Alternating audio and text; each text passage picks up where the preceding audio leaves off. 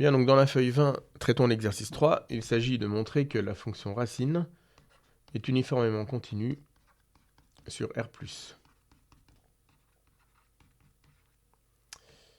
Qu'avons-nous comme méthode pour montrer qu'une fonction est uniformément continue?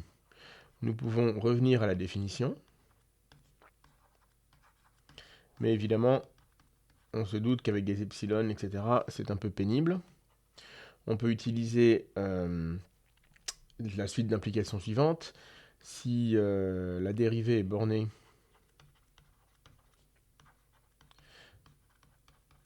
alors la fonction va être lipschitzienne. Et ça implique également que la fonction est uniformément continue.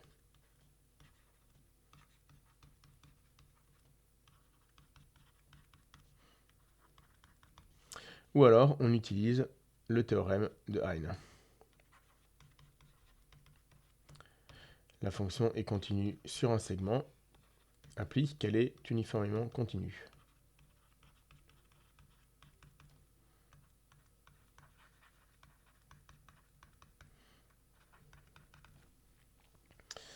Alors, on peut numéroter ces points. Ici,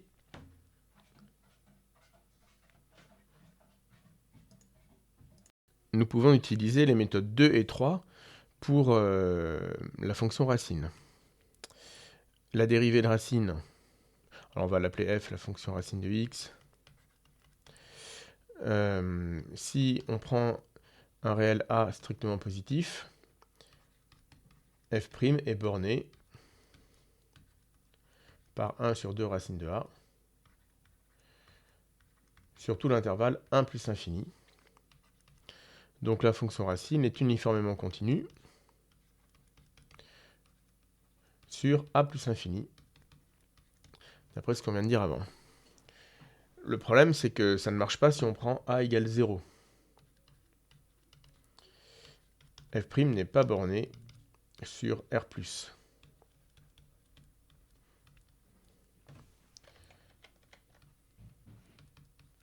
Bon, déjà, f n'est pas dérivable en 0.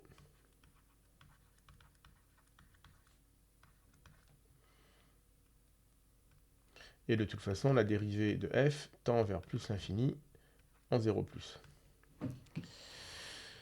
Le théorème de Hein, lui, il ne marche que sur un segment. Donc à nouveau, si a est strictement positif, avec le théorème de Hein, la fonction racine est uniformément continue sur 0a.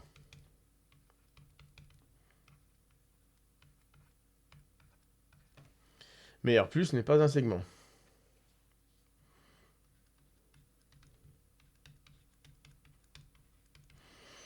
Donc, aucune des deux méthodes ne peut être utilisée à elle seule sur R+ en entier pour montrer que la fonction racine est uniformément continue.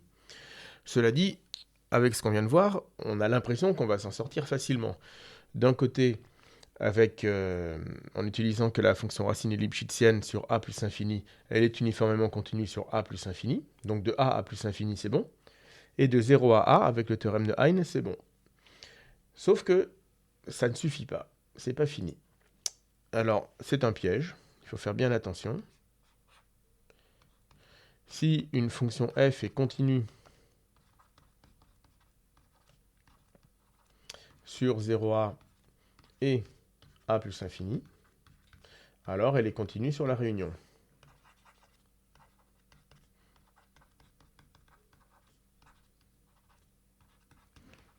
Ça, c'est correct pour une fonction continue. Mais c'est faux avec une fonction uniformément continue.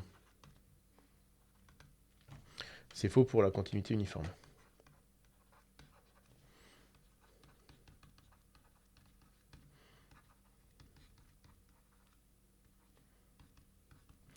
Donc voilà le problème qui peut se poser. Donc en effet, introduisons un certain alpha 1 strictement positif, tel que pour tout x et y dans 0a, x moins y plus petit que alpha 1 implique f de x moins f de y plus petit qu'epsilon. Alors il aurait fallu introduire un epsilon avant. Et pour ce même epsilon, il va exister un alpha 2 strictement positif, tel que pour tout x et y dans A plus l'infini. X moins y strictement plus petit que alpha 2 implique f de x moins f de y plus petit qu'epsilon. Que se passe-t-il si l'on prend x et y dans R+,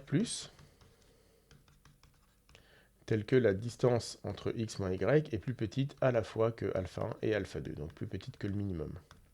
Est-ce qu'on peut montrer à partir de là que f de x moins f de y est plus petite qu'epsilon? Eh bien en fait non, puisque si x et y sont tous les deux entre 0 et a, pas de problème.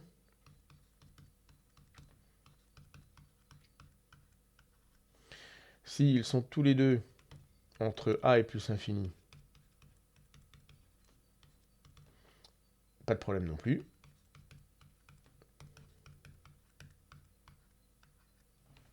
Mais si l'un est entre 0 et a et l'autre est entre a et epsilon, a et plus infini, alors on ne peut rien faire.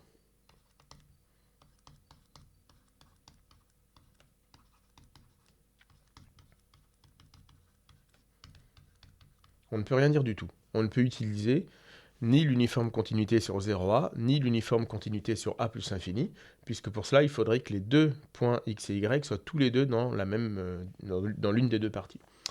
Donc, le remède, la solution,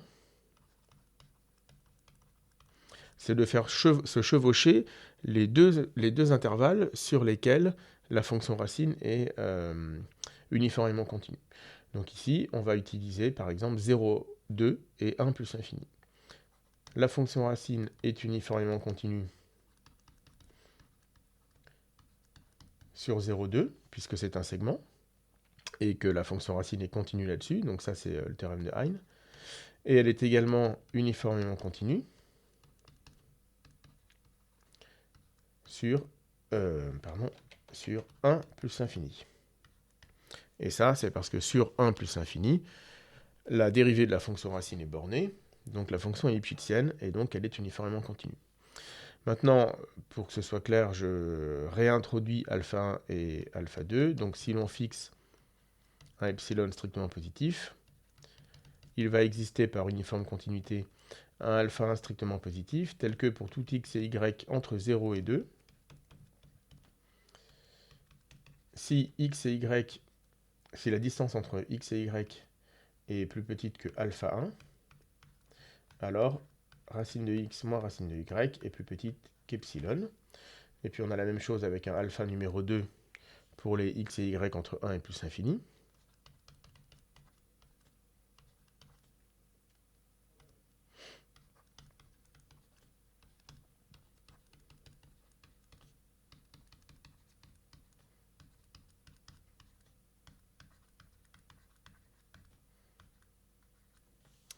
Et maintenant, nous allons poser alpha égale le minimum entre, entre alpha 1, alpha 2 et 1.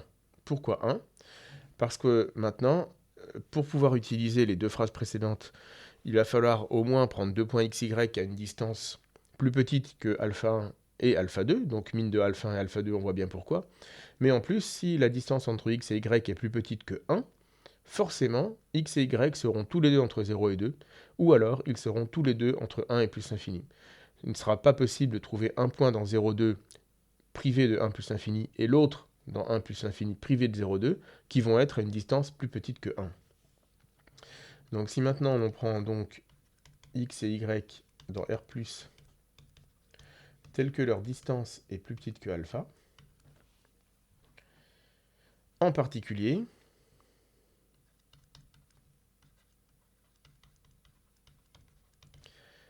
la distance entre x et y est plus petite que 1, donc on ne peut pas avoir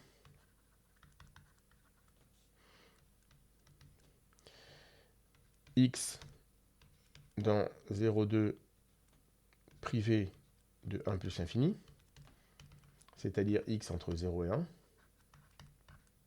ouvert en 1, et en même temps, y dans 1 plus l'infini privé de 0,2, c'est-à-dire y appartient à 2 ouvert plus l'infini. Si c'était le cas, évidemment, la distance entre x et y serait strictement plus grande que 1. Évidemment, les rôles de x et y, on peut les inverser. Hein, donc, x et y sont tous les deux entre 0 et 2, ou x et y sont tous les deux entre 1 et plus l'infini. Dans les deux cas, x moins y est plus petit que alpha 1 et x moins y est plus petit que alpha 2.